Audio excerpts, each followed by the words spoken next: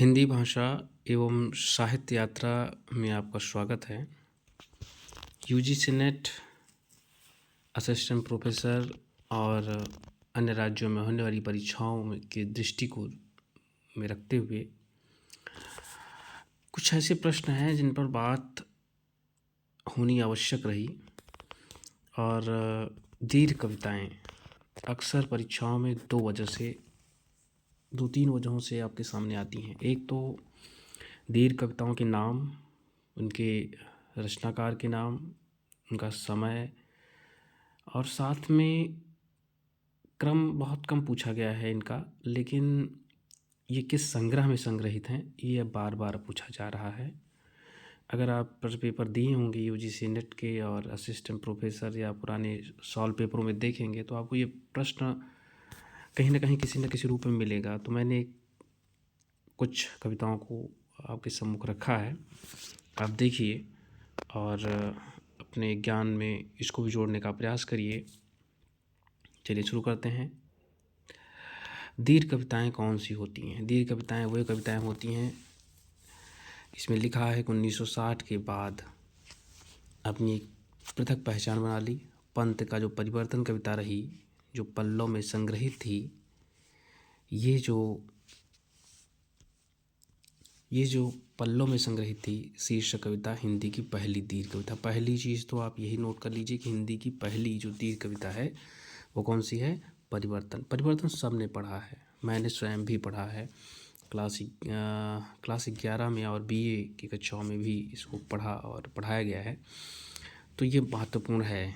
और इसके बाद छायावाद युग में निराला ने यमुना के प्रति और सरोज स्मृति बहुत प्रसिद्ध कविता है, 1935 में प्रकाशित हुई। 1952 में 22 में यमुना के प्रति प्रकाशित हुई।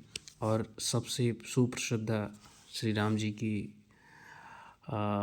के जीवन पर एक महापुरुष, एक देव पुरुष, एक मानव पुरुष के रूप में जो ये कविता निराला जी स्वयं को चित्रित करते हुए दिखते हैं, 1936 में ये प्रकाशित होती है। इसके बाद जयशंकर प्रसाद जी ने जो है प्रलय की छाया लहर में जो प्रकाशित हुई थी, लंबी कविताएं लिखी। इसके बाद जो है लंबी कविताओं के जो की विशेषताएं क्या हो सकती हैं, अन्य कविताओं से विशेषता अलग, ये अलग क्यों होती हैं कविताएं? तो देखिए कुछ विशेषताएं दी गई हैं। आख्यान इसमें होता है, ठीक है, आख्यान का अभाव है इसमें, ठीक है। और नाटकीयता इसमें आपको मिलेगी, शुरुआत कहीं से होगी, यानी कुल मिलाकर के कहानी में इस परिवर्तन आता रहेगा पर बात पूर्णता मिलेगी आपको। विसंगतियों की यथार्थता, व्यंग्यात्मकता और व्यंग मिलेगा, टोन मिलेगा, जैसा कि आप सरोस्मृति में पढ़ेंगे तो उसमें भी आपको देखने को मिला होगा, यमुना के प्रति में देखने को मिला होगा, अंधेरे में देखने को मिला होगा, अषाढ़ बीड़ा में देखने को मिला होगा। संघर्षशील चेतना, अषाढ़ संघर्षशील अंधेरी कविता में, अषाढ़ बीड़ा में बौद्धिकता देखिए ऐसा मिलता है आपको, संकट बोध। इसके बाद कसावट, आकार, गद्दीरता, ये तो भाई आकार बड़ा ही है, तो गद्यात्मकता इसमें दिखेगी आपको।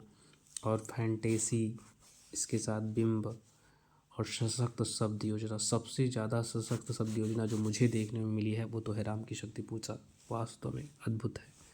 दीर्घ कविताओं में समकालीन जीवन की विसंगतियाँ, ठीक है, और तनाव की विविध रूप, विचारों और बिंबों का सुंदर संयोजन इस तरह की कविताओं में मिलता है। चलिए देखते हैं हिंदी की प्रसिद्ध कविताओं में। आप एक काम करिएगा, इसमें से जिनको रेखांकित किया जाए उनको तो आप 100% आप याद कर लीजिएगा, बाकी कविताओं को आप मस्तिष्क में अवश्य रखिए। जैसे कि परिवर्तन, प्रकाशन वर्ष जो है, ये कविता संग्रह है, किसमें? पल्लव में ये प्रकाशित हुई है, ये 1923 में, ये आप याद रखिए। प्रलय की छाया बहुत बार पूछा गया है, लहर में प्रकाशित हुई है 1933 में, ये आप याद रखिएगा। इसके बाद राम की शक्ति पूजा अनामिका में प्रकाशित हुई 1929 में, इसका द्वितीय संस्करण में प्रकाशित हुई थी, ये आप याद रखिएगा। निराला की रचना है, सब जानते हैं, समय देवता काव्य संकलन है, दूसरा ताशोतक की भी रचना थी ये, और 1951 में प्रकाशित हुई थी। नरेश मेहता इसके रचनाकार रहे। प्रमूर्त गाथा जो है, ये 7 गीत वर्ष में धर्मवीर भारती की 1959 में इसमें परिवर्तन, प्रलय की छाया, राम की शक्ति पूजा, समय देवता, प्रमोदगाथा, अंधेरे में, अषाढ़ बीड़ा। अषाढ़ बीड़ा पर आप आइए तो आंगन के पार द्वार 1961, ये याद रखिएगा। सन अगर क्रम पूछा जाए तो बिल्कुल आपको तैयार होना चाहिए। कभी कभी क्रम ऐसे पूछ लिया जाता है और हमारा ध्यान नहीं जाता है, तो आप ध्यान से देखेंगे तो ये सारी चीज़ दो रूपों में, एक तो इनके लिए महत्वपूर्ण है, उस दूसरा ये जो काव्य संग्रह हैं इनसे भी क्रम पूछा जा सकता है, तो आप इसको क्रम से ही लिख करके रख लीजिएगा, बार बार पढ़ते जाइएगा, सब याद आ जाएगा आपको। अलविदा कविता संग्रह जो है मछली घर, ये तो मछली घर बार बार पूछा गया रचनाओं में, विजयदेव नारायण शाही का है, इसको अवार्ड भी मिला हुआ है, आप ध्यान से देखिएगा तो मिल जाएगा आपको। आत्महत्या के विरुद्ध रघुवीर सहाय की रचना है और ये जो है 1967 में प्रकाशित हुई थी। इसके बाद मुक्ति प्रसंग जो है, मुक्ति प्रसंग जो है राजकमल चौधरी का है। इसके बाद आप देखेंगे इसके बाद आप देखिए लुकमान अली की जो है कृति परिचय, सौमित्र मोहन, ये भी महत्वपूर्ण था। बहुत सारी परीक्षाओं में केवल नाम पूछा, जैसे कि सौमित्र मोहन और लुकमान अली पूछ लिया गया है, लेकिन ऊपर वाले में तो काव्य संग्रह भी पूछ सक रहा है, सन भी पूछ रहा है, तो कृपया करके आप वो उधर का वो तैयार करिए। लेकिन इधर का नाम पिछले कुछ समय से नाम पूछा गया। मणिमधुकर, ये बहुत महत्वपूर्ण है। खंड खंड पाखंड पर, ये भी याद रखिएगा, इसी का है। फिर वही लोग पूछा, रामदर्श में पूछा गया, पक गई धूप भी पूछा जा रहा है इसमें। इसके बाद जो है पटकथा भी पूछी गई। संसद से सड़क तक काव्य संग्रह में ये प्रकाशित है, 1972 में धूमिल जी ने इसका प्रकाशन किया था। नाटक जारी है, कविता संग्रह नाटक जारी है, लीलाधर जंगूड़ी की है, 1972 में प्रकाशित हुई थी। कुआं नदी पूछी गया और सर्वेश्वर दयाल सक्सेना। उपनगर में वापसी, आप इसका केवल नाम याद रखिए, बस इतना ही महत्वपूर्ण है इसमें। कुआं नदी पूछा गया है, ये सब पूछा गया है और लुकमान अली पूछा गया है। इसके बाद एक मामूली आदमी का बयान, ये भी नाम याद रखिए, बहुत है, इससे ज़्यादा कुछ नहीं पूछा गया है। लहर यहाँ पर इसलिए महत्वपूर्ण है क्योंकि लहर एक जयशंकर प्रसाद की है और इनकी है, थोड़ा सा इसलिए याद रखिए क्योंकि बीच में कोई जुड़ाव ना दिखे। कुछ और अन्य रचनाएं हैं, जैसे कि लंबी कविताओं में नरेंद्र मोहन और लंबी कविताओं की रचना विधान शीर्षक पुस्तक में कुछ अन्य कविताओं का सूची है, लेकिन जितना पिछले वाले पन्ने में थे उतना ज़्यादा महत्वपूर्ण है। लेकिन इसमें जैसे हरिवंश राय बच्चन की दो चट्टानें भी महत्वपूर्ण है। शब्दों की शताब्दी श्री राम वर्मा की कई बार पूछी गई है परीक्षाओं में। इसके बाद जो है आत्मनिर्वासन भी पूछी गई है, तो याद रखिएगा इस चीज़ को। आगे चलते हैं।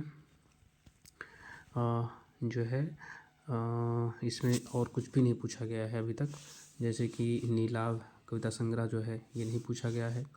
चीट फाड़ भी नहीं पूछी गई है, पर महत्वपूर्ण है भूषण अग्रवाल औसत आदमी का धक्का खाया, ये महत्वपूर्ण है। इसके बाद जो है तलघर पूछा गया है, प्रमोद सिन्हा का तलघर कई बार पूछा गया है, इसलिए इसको भी तैयार करके रख लीजिए। कुछ हो रहा है ओम प्रकाश निर्मल, ये भी आप याद रखिए केवल रचना और रचनाकार के हिसाब से। इसके बाद दूधनाथ सिंह जो है सुरंग से लौटते हुए भी आपको तैयार करना पड़ेगा, नाम और रचनाकार के हिसाब से। और दुखान समारोह राजा जयसिंह नीरज, बीती हुई तस्वीरों से रचते हुए आखिर कब तक, कमर मेवाड़ी, सिंह पर उगी हुई लाश, ये महत्वपूर्ण है। सिंह पर उगी हुई लाश ओम प्रकाश रचना की दृष्टि से आप याद रखिएगा। इसके बाद नगई महरा त्रिलोचन शास्त्री का है, लगातार स्वप्न विनय का है। आगे चलते हैं। कविता के हाथ श्याम बिमल है, रास्ते के बीच एक आधुनिक आदमी, केवल रचनाकार रचना की दृष्टि से याद रखिएगा। वैशाखियों वाली इमारत फूलचंद मानव, ये महत्वपूर्ण है, किसी भी समय पूछा जा सकता है। विजयन शक्ति विजेंद्र की है, ठीक है। आगे चलते हैं। वक्त की साजिश के खिलाफ मोहन सपना, आज या कल या 100 साल बाद अमृता भारती, ये भी महत्वपूर्ण है। आवाज़ों के कटघरे, ये बहुत इम्पोर्टेंट रचना है छात्रों, ये वाली रचना महत्वपूर्ण है, याद रखिएगा। आवाज़ों के कटघरे में स्वदेश भारती कविता संग्रह, ये 1975 में प्रकाशित है, ये भी देख लीजिए। कविता भी खत्म नहीं होती और लहू के बीच नरेंद्र मोहन, ये भी महत्वपूर्ण है क्योंकि नरेंद्र मोहन इस समय सबसे चर्चित लेखों में आने लगे हैं, ठीक है। और बहुत सारी लंबी कविताएं हैं, अगर आपको कोई लंबी कविता मिली है, अगर इसमें कोई छूट गई है तो आप मैसेज कर सकते हैं, बाकी आप इन पर एक नोट्स बनाकर अपना रख लीजिए और क्रम से रचनाकार और रचना प्रकाशन का समय आप तैयार कर लीजिए। बार बार पढ़ते जाएंगे, तैयार हो जाएगा। फिर मिलते हैं किसी नए बिंदु पर। नमस्कार।